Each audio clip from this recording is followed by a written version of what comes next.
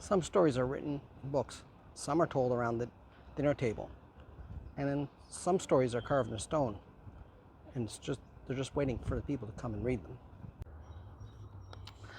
But can you really meet someone 150 years after they died? Can you understand a life from just a date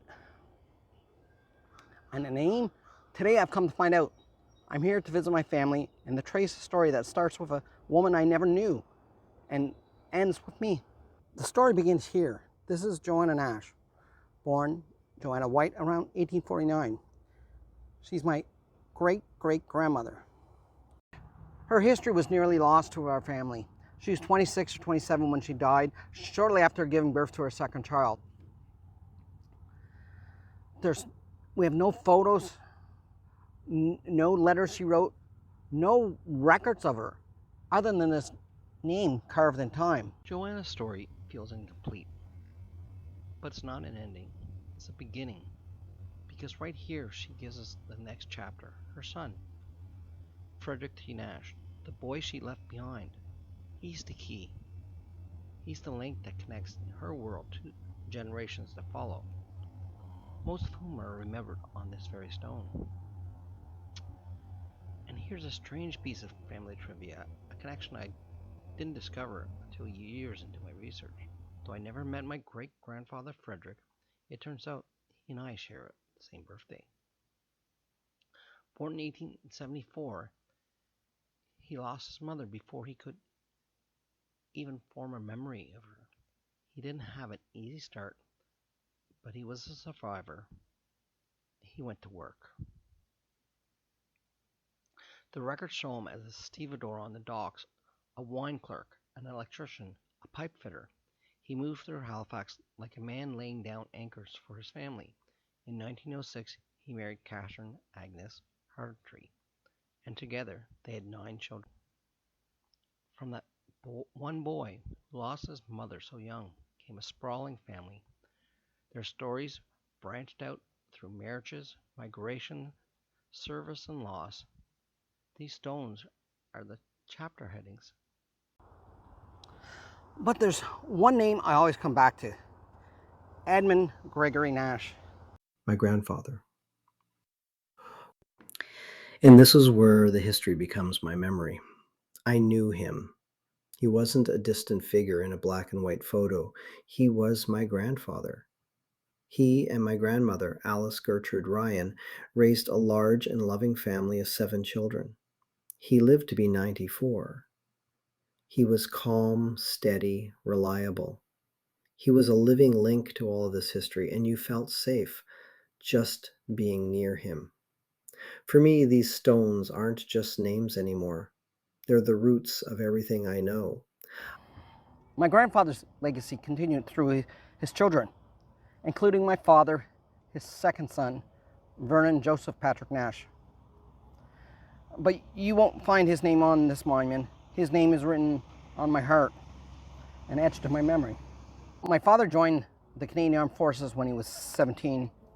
His career began in the Royal Canadian Navy and eventually took him to the Royal Canadian Air Force and kept him on the move for over 3 decades.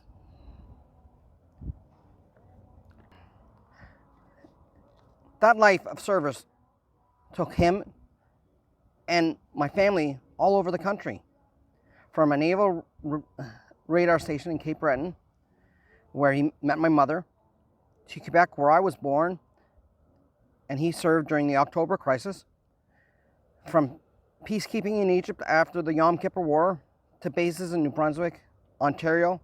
We eventually came back to Nova Scotia, where he served in Greenwood and Mill Cove, and then out west before returning and finally retiring from the forces back to his home in Halifax. That life of service meant that he wasn't always here, and now he's gone. We lost him in 2016 to ALS.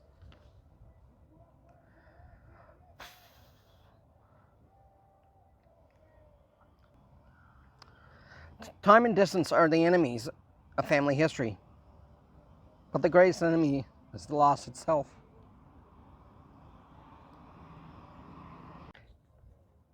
It's a strange feeling being in this graveyard. My father's gone, my grandfather's gone, and I'm the one left to stand here and connect the dots. When you look at this stone, this memorial to generations, and you feel the weight of it, you feel the immense pressure to make sure these stories, their legacy of quiet strength and hard work, don't just fade away.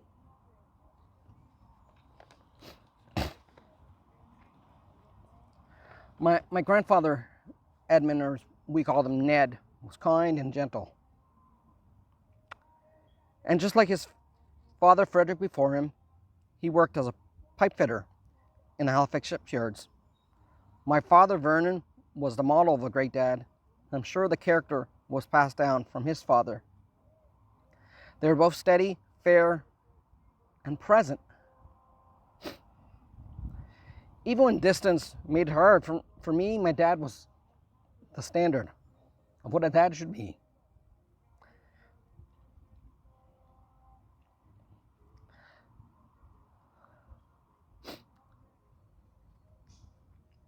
Because I saw greatness close up. And I realized being here that my heritage isn't just a name. It's character. It's the standard they set. And I still measure my own life by the standards they set. The story isn't over because I'm still trying to live it. And that's why all this matters. That's why I do this. It's not about mourning what's lost. It's about understanding what we've been given. The whole story. It's a circle. And it starts and ends right here. It all began with Joanna, a young woman who died at 26, nearly forgotten by history. But she wasn't lost. Her son Frederick built a family from nothing. Her grandson Edmund lived a life of quiet dignity and kindness. Her great-grandson Vernon served his country and was the measure of a great man. And here I am, her great-great-grandson. I'm here because she was. All of these stories, all these lives, they've led to this moment. And when I walk away today, her story walks with me. So remember, every family has a story to tell, and every story is worth exploring. So keep searching for your ancestors.